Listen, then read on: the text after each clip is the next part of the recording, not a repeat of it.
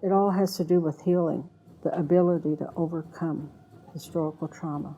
It's more a way of reclaiming who you are and having the right to be proud of who you are, a Comanche.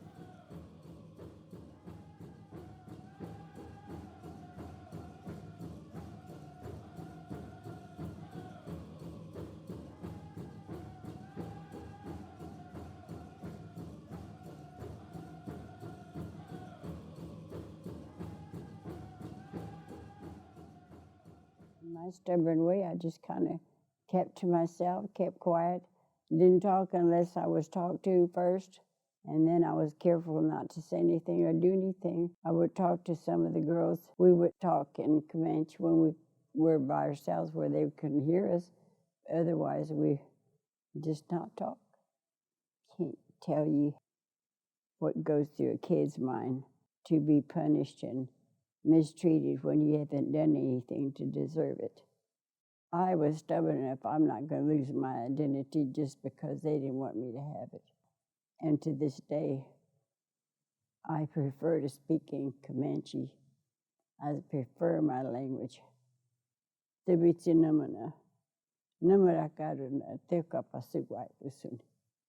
want to speak in my language all the time. All those years that I was at Fort Sill it's like a blank because I had to relearn Comanche later on in life. I grew up in the Indian school from the age of 6 to 15. My mom said, there's a big green car coming up, and it parked right near our little house. It was a big green government car. My mother called me over, and I went to her, and the man picks me up and puts me in the car. I look over at my mom and dad out past the car, and they're standing out there and they're crying. We stayed in the car for a long ride. We got to Lawton. We go in this big building, and he puts me in a chair, but I remember sitting there in that big chair by myself in that room for a long time because it got dark outside. And then this girl comes in. She takes me to the girls' building. I was the only child there. It was early. It was too early for school to start. But this went on for a month before other kids showed up. It was the most horrific time in my whole life. I can remember it to this day. The being alone, because I had never been alone.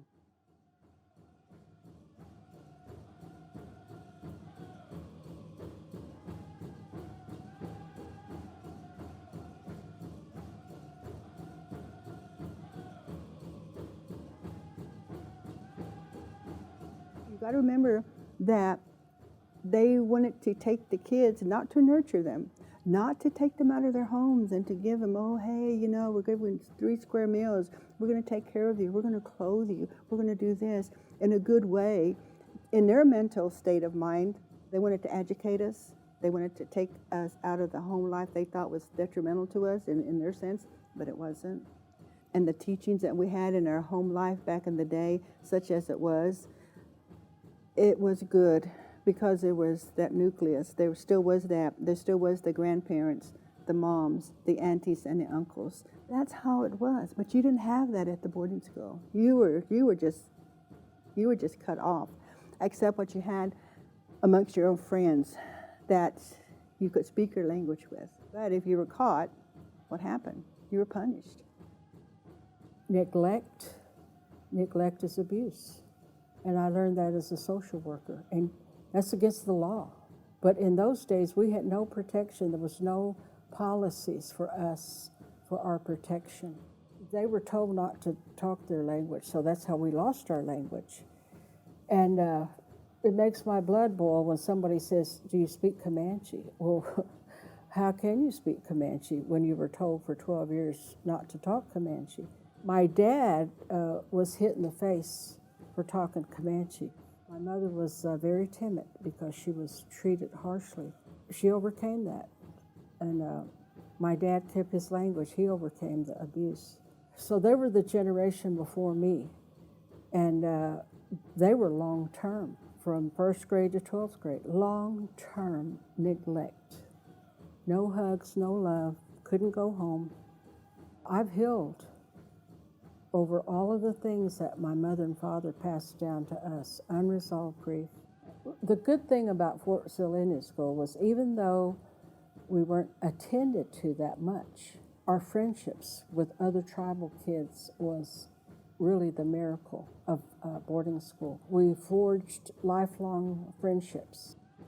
Most of my family attended Fort Sill Indian School.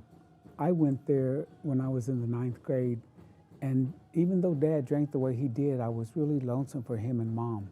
And I remember a specific time they had a sign up there by the road that said Fort Sill Indian School. And I was sitting up there, and that road to Oklahoma City, where my parents lived, it was right there. And two of my friends, this Linda P. Wardy and Kay Hawk, they come walking up.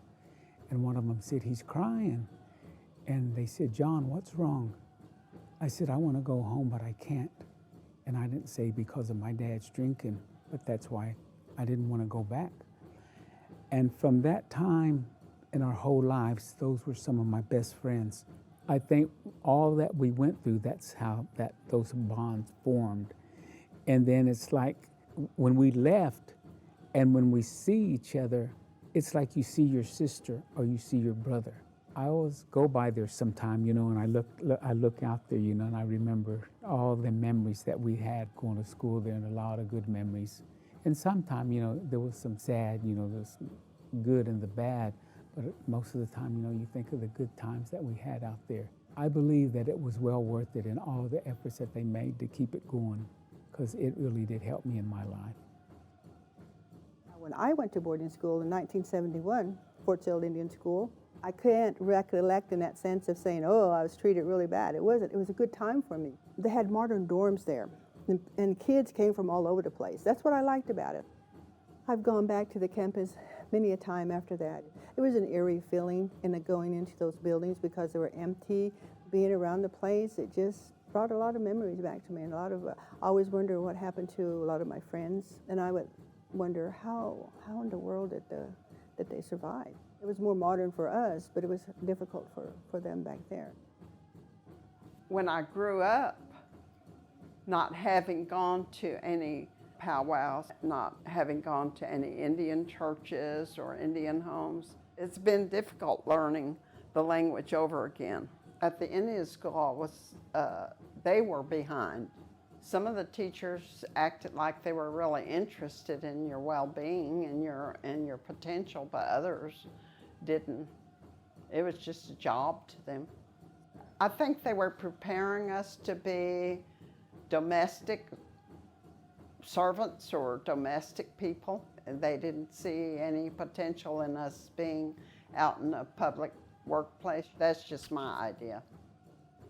I got a job at Fort Sill Indian School teaching reading. I liked teaching there because there were some children that needed people like me to help them. I kind of likened them to my situation, and I tried to help. It's not a subject that's talked about very often. We've overcome a lot because we live right here, in the middle of two worlds. So as much as we can, we keep what we have, our songs, our dances. There's a lot of history that was lost, so we're going to reclaim it. We're holding on to a lot of things, that are dear to our heart because we can celebrate who we are.